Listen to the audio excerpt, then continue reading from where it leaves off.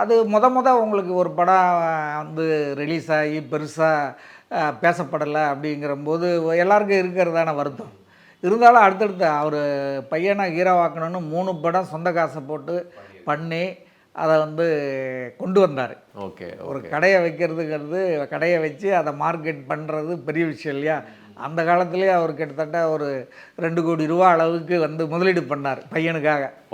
அப்போது ரொம்ப பெரிய விஷயம். ஆமாம், பண்ணி அதே மாதிரி அந்த பையனை வந்து ஹீரோவாக்கிட்டார். பாசில் படத்தில் தான் பெரிய ஹிட்டு, அது மாபெரும் ஹிட்டு. சார், உங்களுக்கு இப்போ டக்குன்னு விஜய் அவர்கள் அப்படின்னு சொன்னோன்னே, அவருடைய படங்களில் நீங்கள் இப்போ நீங்கள் தேவா பற்றி சொன்னீங்க, அவரை மீட் பண்ண விஷயத்தை சொன்னீங்க, நிறைய பத்திரிகையாளர் மீட்டிங்லாம் பார்த்துருப்பீங்க.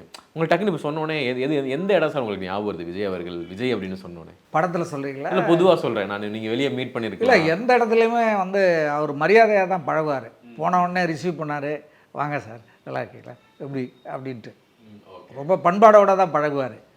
எல்லாரையும் வந்து ஒரு மரியாதையோடு தான் அவங்கள்ட்ட டீல் பண்ணுவார்.